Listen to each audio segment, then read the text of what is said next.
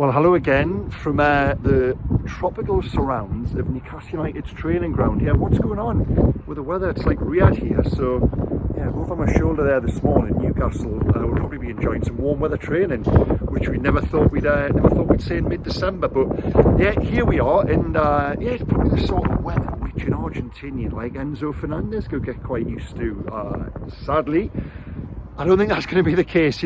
I don't know about you, but I've spent the past month watching Argentina and Fernandez holding in the holding role in that midfield, and thought, wow, he's the sort of player who looks ready-made for the Premier League. And being a reporter who covers Newcastle United, I would quite like to see him in these parts. And I asked Eddie Howe about Fernandez this morning. Now I've got to thank Alan Shearer for making the joke he did on BBC last night, saying that the 21-year-old would look good in black and white against Bournemouth tomorrow night in the Carabao Cup, because Alan's joke enabled me to put that to Eddie.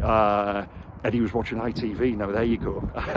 So you didn't see the comment, but I then did follow up with a question on Fernandez. Do you like him? Eddie said, yeah, we're aware of him, we know him, but the transfer fee, quote, is quite lumpy. Now, yeah, when you see reports coming out of Portugal, where he plays for Benfica, that they're going to stick, I think it's about £100 million, isn't it? Some sort of release clause there. And Liverpool have been linked in recent days. Now, that just isn't the sort of fee Newcastle are going for in the market for. Sorry, right now. Now, they're modelling. This was something I put to Eddie.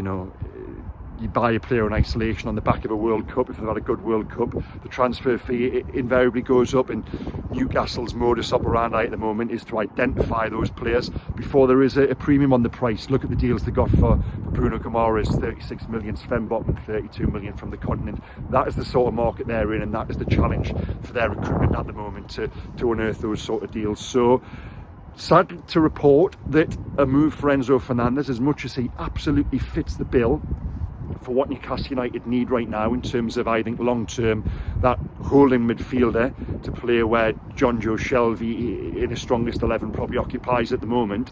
I think, yeah, I don't think that one's going to happen. But, Eddie did have a little bit of fun with it, and was happy to talk about him. So, as well, obviously we've just left Eddie's press conference there ahead of the Bournemouth game tomorrow.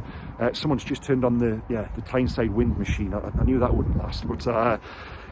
And the fitness news, which I suppose you guys want to know, Callum Wilson, Eddie says, is fine. Now, he caused a little bit of concern on Saturday when we asked about Wilson, and he was slightly evasive, but he says there's no issue there. I think it's just a case of Callum hasn't really trained a great deal during the past couple of weeks. He was carrying that slight knock over at the World Cup with England, but he says he's okay.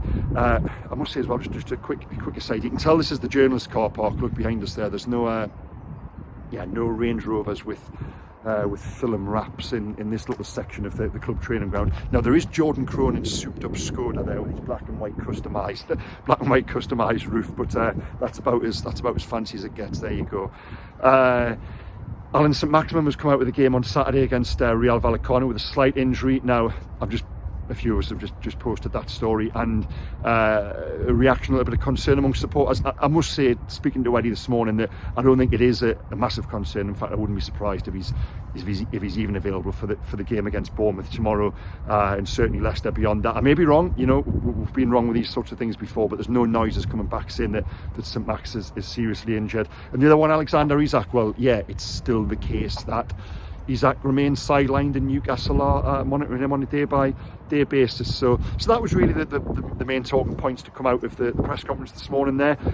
Yeah, if you're watching this on YouTube, there's going to be a link in the description below which will take you to the story on Mail Online with regards Enzo Fernandez in January and recruitment and all the rest of it. So please click on that, please subscribe. Mail Plus as well, there's going to be some good Newcastle content coming up on there this week.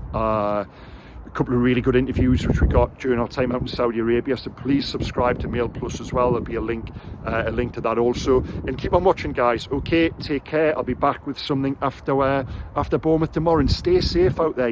Get the sun cream on. This is wonderful. Okay, take care. Bye bye.